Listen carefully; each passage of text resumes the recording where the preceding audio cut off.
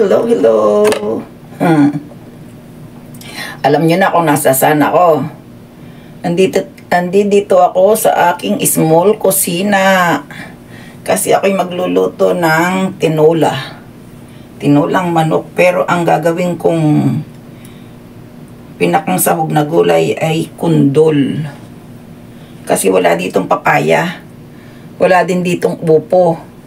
Kaya ang naandito dito lang ay kundol. Kundol patula. Wala din. Walang patula. Kundol lang talaga. Kaya ito, ang aking sangkap. Nauna na akong nagluto ng bigas, ng kanin. Alam nyo bang pagpunta ko sa groceries, walang bigas. Wala na doong naka-stock. Akala ko sa reels lang nangyayari. Dito rin pala'y totoo. Pero ako'y may bigas pa ditong isang 5 kilo. Mabuti na lang at talagang mahilig akong mag-stock. Laging may spare. Kaya ito, ang aking lulutuin. Tingnan nyo ang aking sahog. Ayan ang chicken. Ayan ang luya. Sibuyas. Bawang. At ang aking sili na 1 taon na sa freezer. Mabuti na lang mayroon akong siling mga ganito. Kasi ang mahal din ng sili ngayon. Lalagyan ko sana ng green kahit spinach ang ilalagay ko. Ay ubod ng mahal. Ang 1 tungkos ay kulang-kulang 500 yen. Magkano yon? 200 pesos sa atin? Kamahal. Hindi na, tama na yan. Damihan ko. Pero ito lang kasi ang nakuha ko din sili. Sa freezer. Mga kuluntoy na. Pero pagtyagaan natin yan kasi kailangan. Andun yung aking hugas bigas. Parang gusto ko lang bang humigop ng sabaw. Sino kaya ang magwawaging mapapagbigyan ko nito pagkatapos kong lutuin? Kasi sabaw lang talaga ang gusto ko. Ayan. Kaya mag-abang kung sino ang may gusto. Text lang o chat lang sa akin. Dito na ako maggigisa. Hugasan ko lang muna to. Huwag ka mahuhulog at delikadong mawalan ako ng iit kasi ng aking balay hugasan ko lang ito. Hugasan ko na ito kaya lang parang may napitan pa rin. Pero mantika din naman ilalagay dito na ako magluluto kasi ay hindi sa kaldero na lang. May kaldero nga pala ako. Wait lang. Sa kaldero na lang para matatakpan. At kung may matitira, eh di katira, no? Dito ka muna. Aling kawali.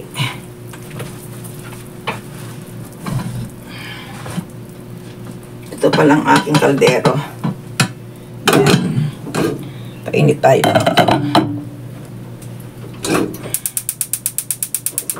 Uy, okay.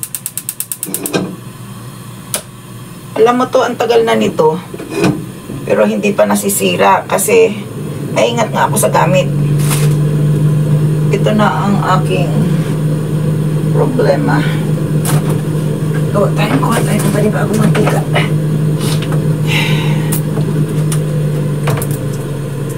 Mahilig din ako mag-stock ng mantika. Kasi ito ang pangunahing gamit ko. Mantika. Bigas. Bigas, hindi ako masyado sa bigas. Conforme lang pag nagluluto ako ng sinigang, tinola, saka lang ako kukuha ng pangsabaw. Yan, diyan ka na.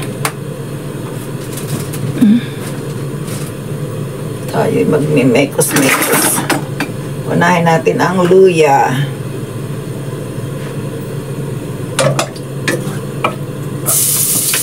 Yan, luya. Hindi na nyo makikita. Basta inuuna ko na yung luya. Kasi mas masarap ang luyang medyo lumalabas-labas ang aroma niya. Saka maliliit lang ang hiwa ko ng luya kasi gusto ko kainin. Yung makakain mo siya.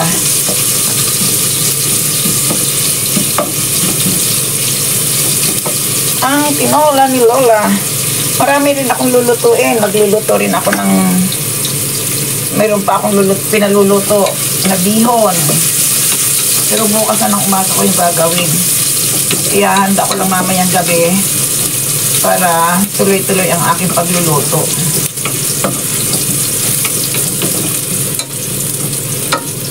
Yan, lumiit na ang ihulog natin ang bawang. Mamaya na ang sibuyas. Gusto ko yung amoy ay ng bawang at luya ay magkaano. Yan. Sarap.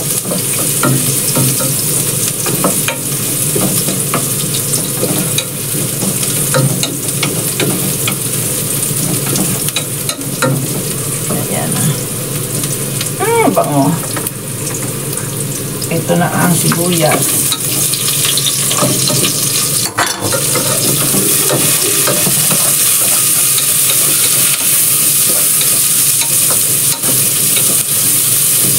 Padalang ako magluto nito. Kung kailan lang. Ayan, ihulog ko na to. Marami.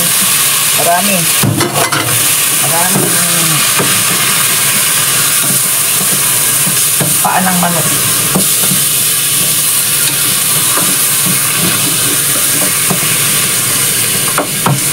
Oh.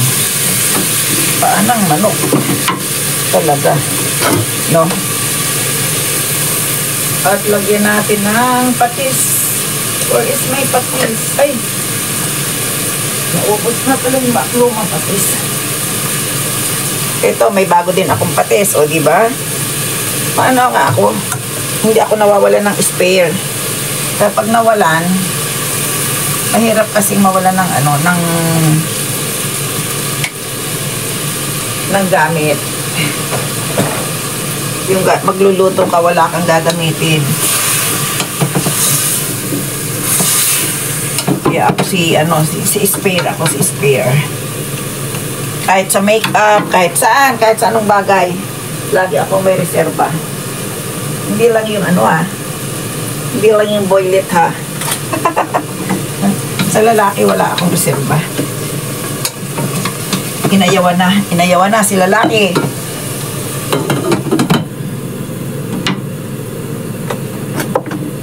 Ayan. At ito, pag kumulo na siya, ihuhulog ang kundol. Kinukuluan. Gusto ko sana maghugas na ng pinggan. Wala akong mapaglagyan. Kaya ganito ang ating luto. Lutong minadali palagi.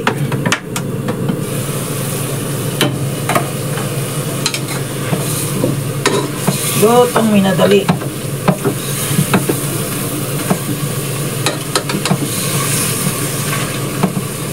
Okay pa. May sabaw pa eh. Amang maikaiga ng konti para sumama dun yung lasa ng patis sa manok. Ba't gumagalaw ang aking kalan? Uy. Baka ikaw ay tumalbog. Ayun. Kaya pala, hindi flat. Hindi flat ang... Yan.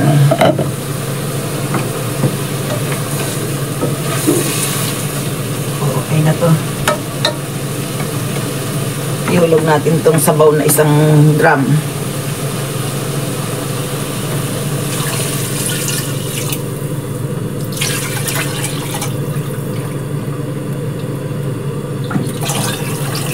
O, diba? Isang drum ang sabaw. Panuli natin. Dito na tayo maghihintay. Pag kumulo, saka natin titimplahin, saka lang natin lalagyan ng ilalagay itong kundol. Ayan, kumukulo na. Kulong-kulo na. Lagyan na natin tong ating ating pala, hindi atin. Akin. Yan. Ihulog ko na tong kamayin ko na. Itong aking kundol. Sarap nito. Ayan. Ay, wow. Tumutang sa sabaw. Tumutang sa sabaw. Ang aking niluluto.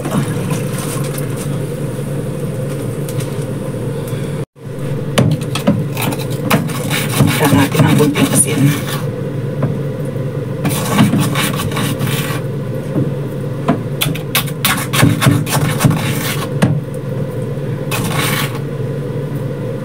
Hindi ako makakuha ng maraming asin sa aking lalagyan. Daming kundol, ano?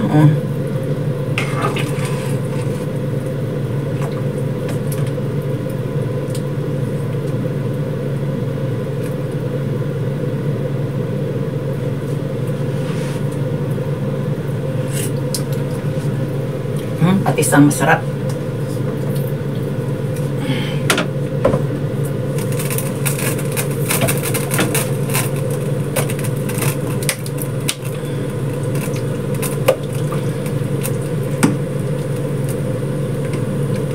Isa pa.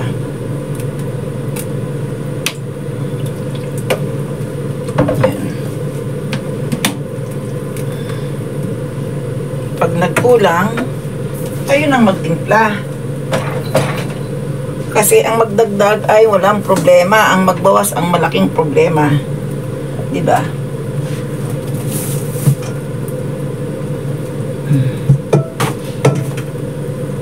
Sabi nung aking lolo noon, madaling magdagdag, mahirap magbawas.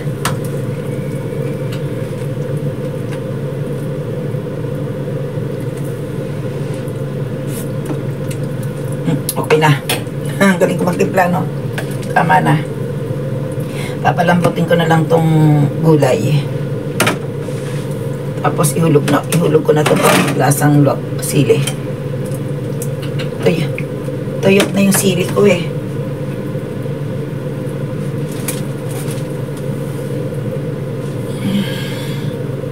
Takpan natin. Kahit sandaling takip. Paano pa ganyan?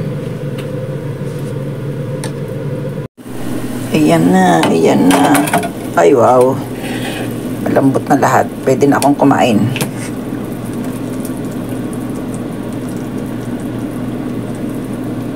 Ayan, malambot na. Pwede na kumain.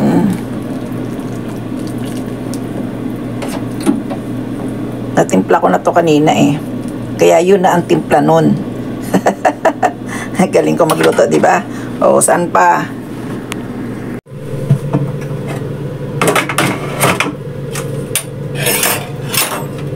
Uy, nahulog naman. May darating pa yatang tao. Babae. May nahulog na kutsara.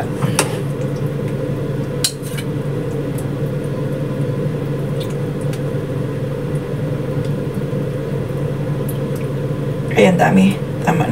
Tama ng ano. Mainit.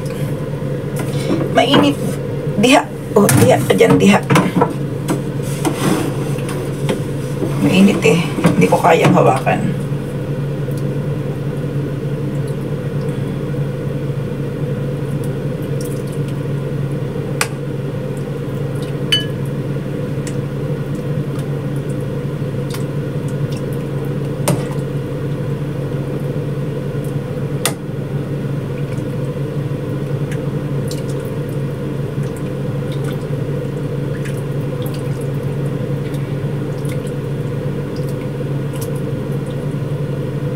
Ang sili.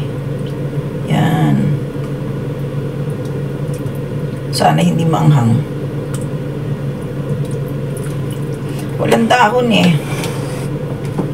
Walang dahon ng kahit man lang sana spinach, lalagyan ko siya. Ay, walay. Kasi sa sobrang init nga naman ngayon, kaya ang gulay napakamahal. Ginto ang gulay. Teka, mainit nga. Napakainit, Inday.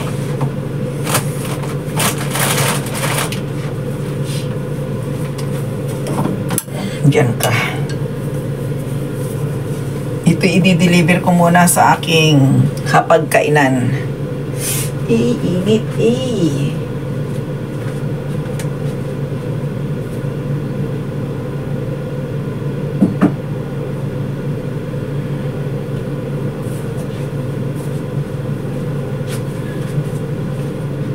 Tayo'y doon na. Ayan na ang pagkain ng inyong lola. Ito, maraming karne, ayan. Tapos ito, nag-rice ako. Kasi pag Philippine food, talagang magra-rice ka. Ayan. Makakain din ako ng lunch. Anong oras na? Alas 7 na ng hapon. May gabi. Ayan ang aking lunch. Ayan. Bahugan natin ng sabaw. Para madaling malunok. Kaya lang, mainit ang gulay, mainit ang kanin. Double init ito Ayan. Ito ang kundol. Masarap ang kundol Sa atin wala ng kundol Kundol. Ginagawa lang natin kasi itong manatamis.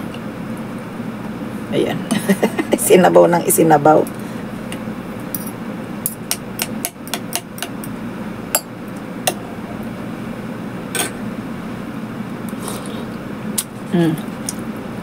Masarap. Mainit kasi.